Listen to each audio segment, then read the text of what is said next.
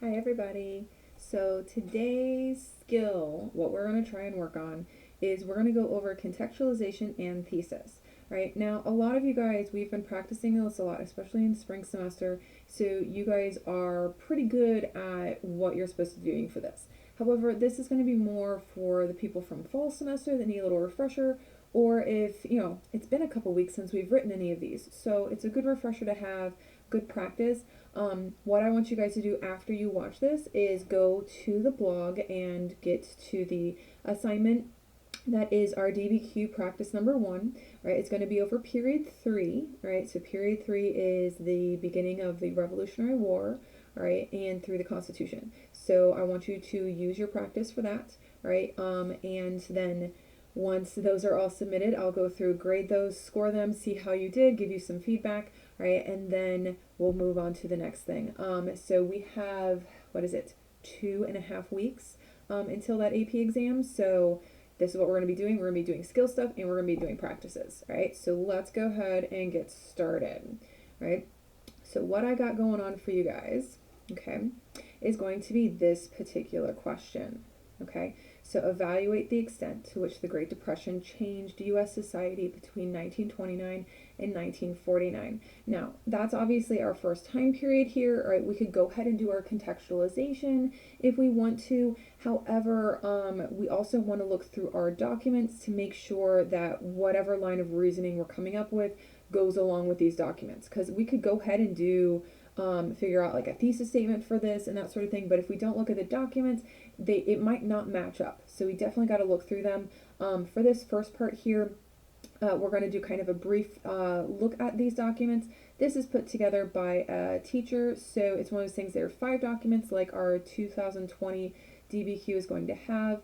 However, they might be a little longer than what we're going to see with College Board. In the next few days, we will see some stuff coming out from College Board. At least they're telling us that they're going to come out with some stuff, ones that have samples, so that we can see kind of how long or how short these documents are. I'm hoping that they are short since we don't have a long time to write this, right? So our first document we got here, right? Okay, we got some source here. We don't know who the source is. It's editor from Oklahoma Daily Leader, testimony to the House Committee on Labor. So we're dealing with labor in 1932.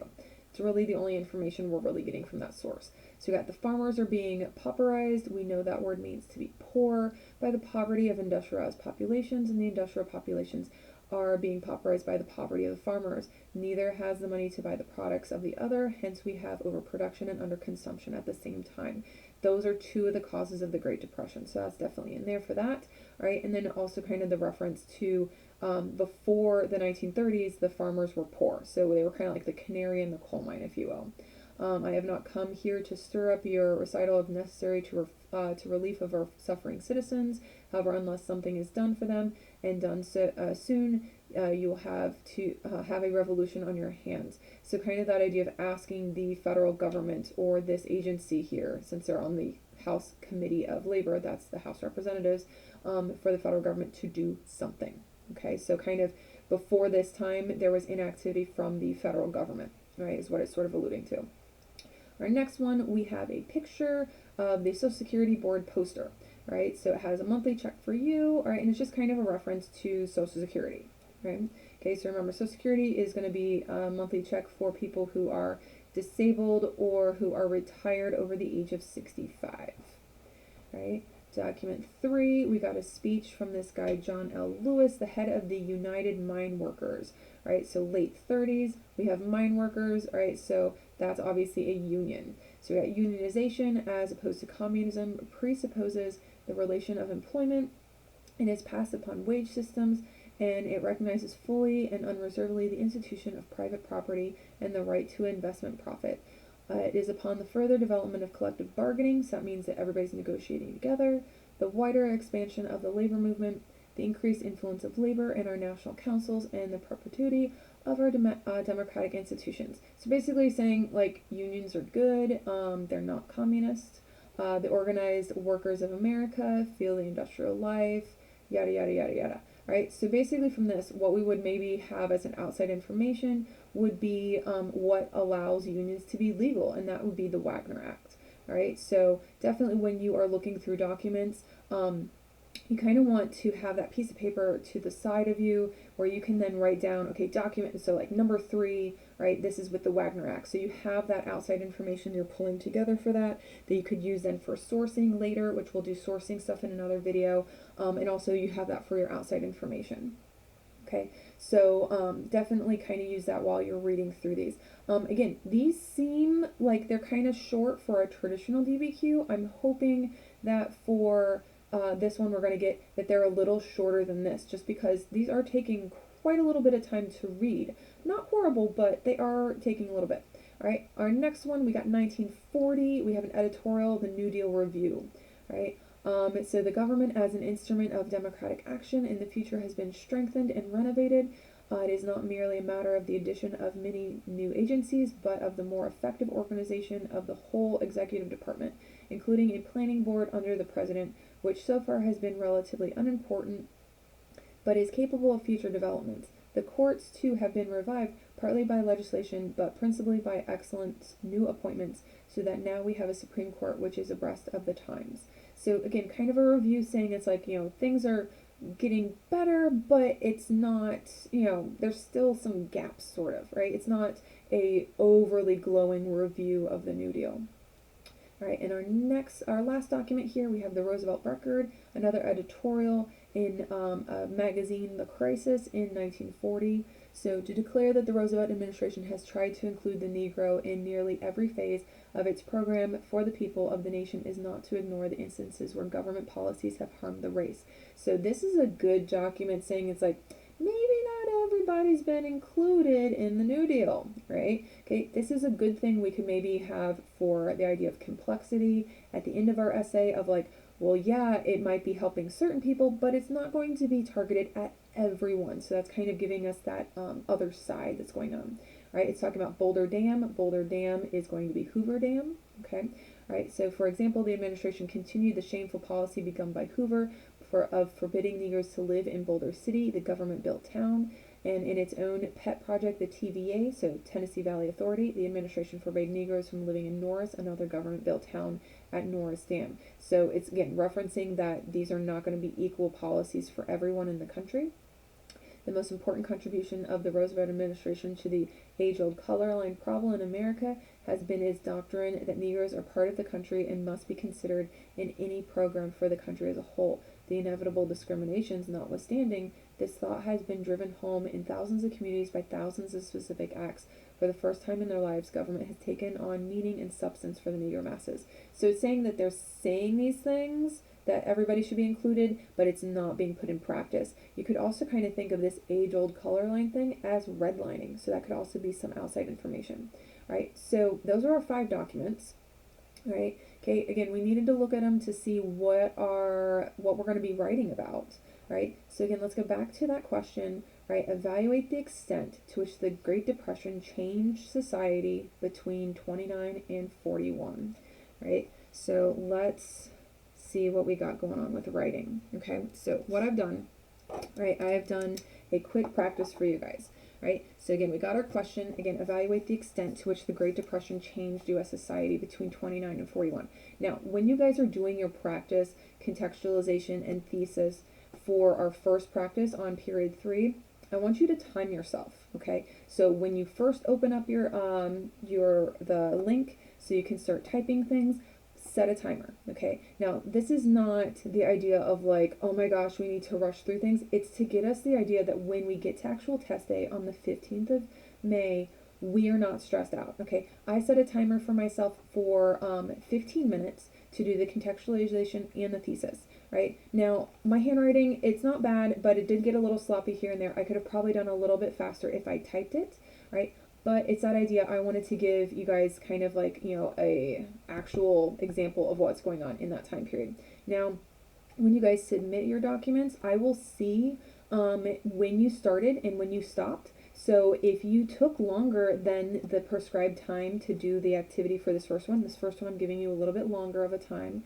But if you're taking a long time, that's going to be a problem. We need to work on that. So one of the things for your particular example, you're going to have your first practice is going to be on period 3. So you should have your period 3 resource sheet which has your terms, it has your timeline, it has other resources.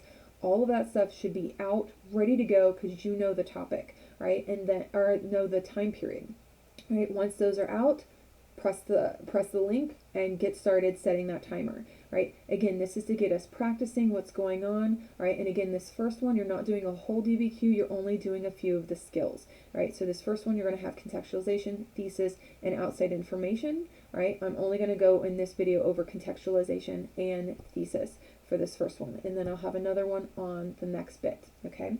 Right, so obviously I'm picking a different topic here, right? This is from period 7, right? And again, this idea of like, I have a lot of period 7 DBQs, all right, and I'm going to use ones that I have to kind of help us out, and then also it's helping review that particular time period's information.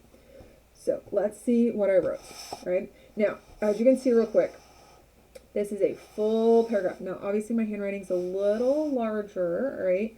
Okay, but not, not big, it's not super small, but it's that idea where it's like contextualization should be a full paragraph, right? Now, also with this is that this is going to be what's happening before and during this time period. So what's happening that leads up to this change, right? I want to make kind of like a real big overview of the backgrounds, okay? So if I would be watching a movie about the change in society during this time period, I need to have the background scrolling of like, hey, this is what happened right before that, right? So let's go through, all right? If you can't read my handwriting, all right, welcome to teacher's world, all right? Okay, it's hard for us to read some of your guys' stuff too, right? But again, on your actual DBQ this year, you can type it, right, and then you just upload it, or you can do what I did and then you take a picture of it.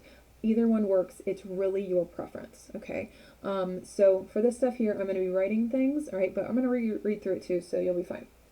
Okay, so we got, since we're talking about the 1929 to 1941, that is the Great Depression, right? I got to start off with the time period right before the Roaring Twenties. So the Roaring Twenties was an era of economic consumer boom brought on by the end of the First World War.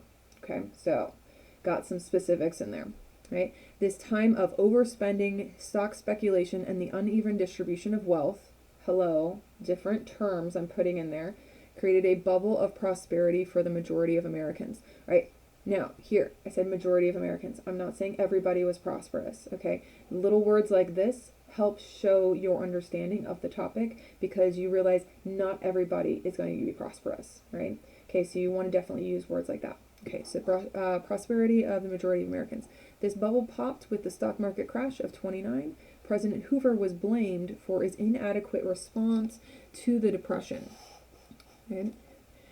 He relied on business to take the lead, right? Not the federal government.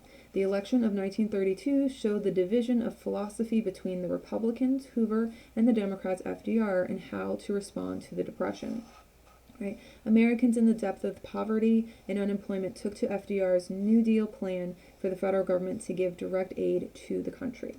Okay, so I'm given some specifics in here, but again, I'm setting up the story, what's going to happen in this movie I'm going to watch about the Great Depression, okay, and how the government responds, okay, because again, we're changing society, but how are we changing society? Who is changing society? So yeah, you could talk a ton about how everybody's poor and how we got Hoovervilles and all the bad stuff that's going on, but we're talking about change. How are we changing the society? The people themselves, we can talk about their resilience, we can talk about a lot of things, but we got to figure out who's enacting this change. The government is enacting this change, and specifically the federal government.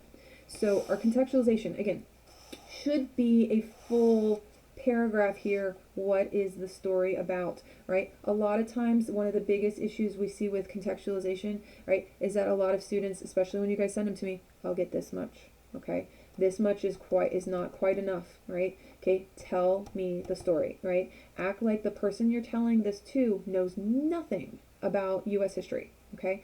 That they have never heard any of this stuff, they're from another country, they've lived under a rock, they're an alien, right? Whatever works in your head, right? But again, that idea that they know nothing of what you're talking about, you got to give them the background storyline, right? Now, for your thesis, okay? Right, I am going to add a link that is in the description down below, right, that is going to give you another teacher's perspective on how to write thesis statements, right, if you need a little bit of extra help. But remember, your thesis statement has to be historically defensible claim, That means you need to argue something, right? And also you need a line of reasoning. So the idea of like it's setting up the rest of your essay, right? I've written two here, right, based off of this question. So remember, our question is evaluate the extent to which the Great Depression changed U.S. society. So our first one is positive. Yes, there's a lot of change. The second one, not a lot of change. Okay, so again, these are ways to try and figure out what's going on. So for my first thesis option, yeah, from 1929 to 1941, American society changed from limited government intervention to relying on the agencies of the New Deal to help ease the hardships of the Depression. This is really simplistic, but it gets the job done. You could add a little bit more on here. We could always add nice little semicolon here and give some examples. That would make this better, okay? Right? So again, this is where you can add in your little bits of pieces here and there. And again, when you're writing, right, if you did decide to write this by hand, just scribble things out if you make a mistake, right? They realize it's a rough draft, okay? So that's not a big deal. If you have a spelling error, hello, I'm a horrible speller, right? But it's that idea, don't worry about it, okay? As long as they can figure out what you're talking about, you're good, right? My second thesis, I think, is much better, right? The reason is because it's going to be setting us up for complexity later on, because I can kind of go along with some different topics. So let's look at this one. Right, so from 1929 to 41, American society did not change much because even though the U.S. government increased deficit spending through the New Deal programs and increased federal involvement, it failed to end the Depression. This one is money, right? This one is definitely much better than my one that's above. So again, this one should get the point, but it is pretty simple. Again, I would have to have the semicolon here, maybe add some examples of how I'm helping ease that hardship, okay? So you can add in like the TV, like, you know, so hardships of depression, such as the TVA, the CCC, the AAA, you know, or, you know, add in some stuff in there. So this one needs a little bit more, right? However, this one here, what's nice about this is that I'm giving you the idea of like, well, it didn't change much. Even though this right here is telling us to what extent, okay? So we're evaluating the extent. This is telling us through the extent, okay? Right? So this one down here, definitely, this one's my money, okay? Right? And then it's also setting me up that it's the idea where it tried a lot of things, but it gives me the idea of it does fail to end the Depression. What ends the Great Depression? World War II, right? So, and then like with that, like the Lend-Lease Act, cash and carry, all those types of things. So this is definitely going to be the better option here. Right? Now, when you're writing these, right, you want to have something that has this nuance, right? Even though, right? Okay, due to, such as, right? Add in those good words here and there, right? And again, this is what we're going to be practicing every single time we're doing one of these practices, right? And again, the video that is going to be down here below, so right down here, right, is going to be from a teacher that is going over how to do not just these particular thesis statements, right? But he's also going to have one that's an even more complex one that has like an equation style to it, right? Now, that might be too much for you. That's totally okay, right? Do not worry about that, okay? So again, kind of giving you guys some examples, okay? So, guys, try this out, okay? Do the practice for today, all right? What the setup is going to be is that for the next 2.5 weeks, okay, we don't have as much time as you would think, all right?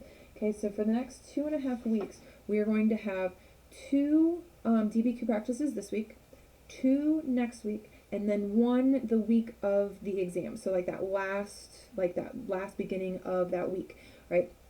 Now, I'm only giving 1 that week, right? Because some of us, a lot of us, are taking other exams, right? I don't want those people to be overwhelmed and stressed because they're focusing on those other ones that are actually testing on that day, right? So that one might be one that some people might not use that last one. That last one's going to be over period 7, which is why I'm doing a lot of our examples with period 7. Okay, so that, you know, that should make sense to you guys, right? Okay, if you've got questions, please ask. Please do all of your practice DBQs, right? And make sure that you submit them by that time that I have on there. So I have different dates for when they need to be submitted. And that's just because if I'm going to be grading all of them from first semester and second semester, that's about 65 of these of people who are taking the exam. That's a lot of reading. Okay, so if you submit it and you don't submit it by that date, I'm not going to give you the feedback right away. You're going to have to wait. Okay, if you are in spring semester, all right, all of the DBQ practices you're going to do are going to count for part of a test. So if you do all 5, it is one whole test grade, right? Where the tests we've done before, all right, they haven't been worth as much, okay, right? Even though that last one was worth a full test, but these ones will be worth a little bit more because they take a little bit more effort because you have to write, right? You can't just have your notes next to you and look up an answer, okay? You have to, like, you should have your resource packets there, but you also have to type and come up with your own ideas, right? On a side note with this, right? College Board is going to be releasing stuff here and there. When they do and I find out, I will let you guys know through Remind. Make sure you're checking your reminds, okay? If you know you're checking your reminds, but your friend isn't, and they were in the class and they're taking the exam, definitely check in on them, right? Make sure, are you doing all of your stuff, right? So we definitely want to do all that sort of thing. Guys, work on all this. I know there's this weird box thing on my face, right? Deal with it, okay? I'm not going to try to make these super fancy videos because, yeah, we just got to get in there and just do it, right? So send me questions if you got them. Work on your stuff. Look for more videos. I will send them out to you guys, all right? Love you. Peace. Yeah, I don't know, all right? We're in this. We got it, right? We got it. Okay, guys. All right. Bye.